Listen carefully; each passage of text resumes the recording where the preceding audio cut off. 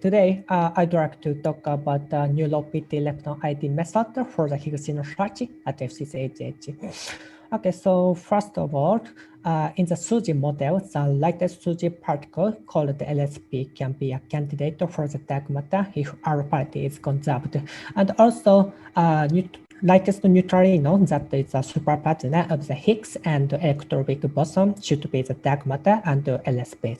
And the left figure shows a fraction of the excluded model on play of the mass of the neutrino and charginos. And this arrow means these models are not excluded.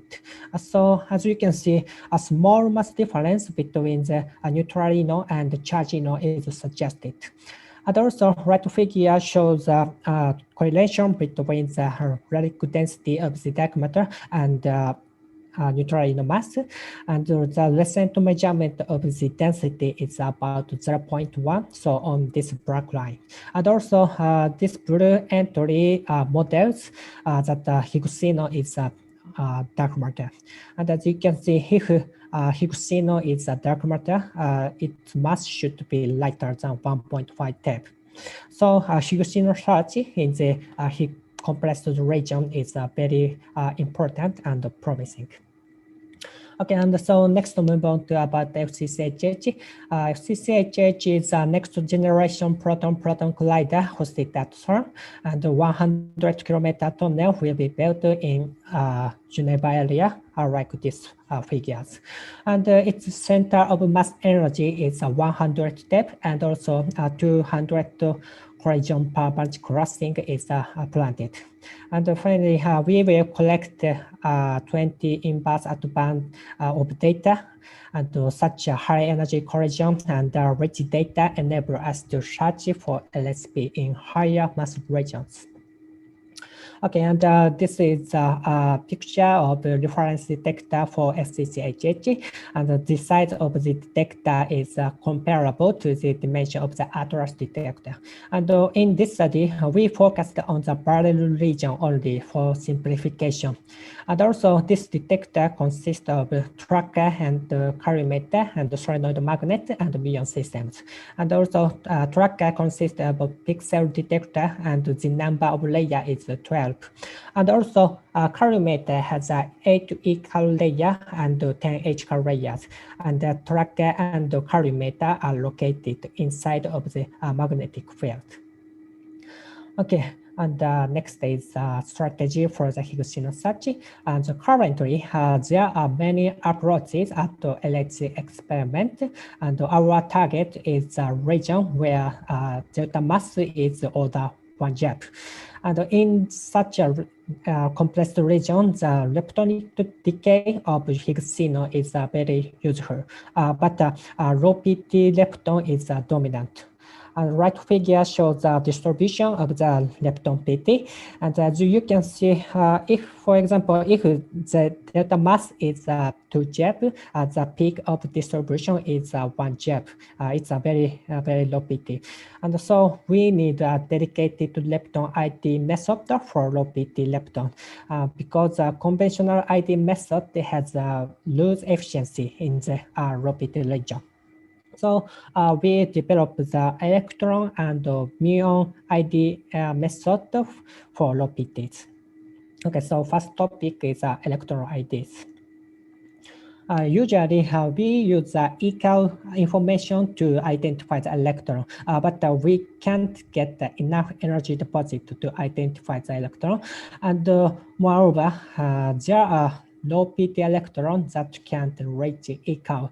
So there is no efficiency for such a low PT electron. So to solve this problem, we tried to use tracker information to identify the electron. And concretely, we use these variables, the number of layers and energy deposit and structure of heat. And the definition of structure of heat is the difference between curvature calculated on 3 adjacent points and the average of these curvatures. And also, this value should be large in electron because large Brahms struggle is expected in the electron, like these figures. Okay, and so next about the detail of the how to calculate each variables. And yeah, in this study, we use truth information to reconstruct the tracks for simplifications. So first, we draw the trajectory using a truth information for vectors, and second, get all track hits and find the hit around the truth trajectory. And the hits should satisfy this criteria. And fourth, we choose the closest hit from the trajectory in each layer and calculate finally calculate the circle of hit. And I show the distribution, the plot of the each variables in Higgs Monte Carlo with no pile up. And the left figure shows the hit distribution of the hit energy in the pixel, and the center is the hit probability on certain layers. And finally, left figure shows the distribution of the stacker of the hit. And as you can see, we can find the difference between the electron and pions. So yeah, very good, promising result. Okay, and also we use the DNN to maximize the identification performance. It's a very simple DNN. It has a 4 hidden layer with 64 nodes and fully connected. And as an input to the DNN, we use these variables. And we trained the DNN by 1 JEP step, except from 3.5 JEP to 5.5 JEP. And also we evaluated with Higgs Monte Carlo without PARAP, and this figure shows the performance. And the y-axis is the background rejection, and the x-axis is the signal efficiency. So as you can see, we can find a good performance in all PT regions. And basically, there is no efficiency for low PT electron up to 4.5 JeV at Atlas experiment. But we can get the efficiency down to 0.5 JeV by using tracker information. And yeah, finally, we got 20% of signal efficiency at 1.1% of background efficiency. Yes. And the next muon IDs. Okay, so usually we use a muon system to identify the muons, but this figure shows the trajectory of the low PT muon, and this colored line is the trajectories. And as you can see, there are low PT muon can't reach the muon system because the muon is bent by strong magnetic field and also lost its energy in the calorimeters. And so for such a low PT muon, there is no efficiency. So to solve this problem, we try to use calorimeter information to identify the muons. So basically, muon deposit energy is almost MIP, and also a small energy cluster is expected. On the other hand, energy deposit of the hadron particle is not MIP, and also large energy cluster is expected because of the cascade decay, like this picture. And also, yeah, we use the DNN to maximize the identification performance. Okay, and this is a detail of the algorithm flow. First, we select a reconstructed track and also predict the trajectory in the calorimeter, and select the region around that predicted trajectory, and calculate the sum of the deposit energy and the number of cells in the selected regions. And I show the each distribution of the each variables in first H-car layers. And as you can see, we can find the difference between the hadron particle and the muons. Yeah, very good, promising result. And finally, we use these variables as the input of the DNN, tracker eta, tracker PT, and sum of the energy and the number of cells in the each layers. Okay, and this is the performance of the ID and also structure of the DNN.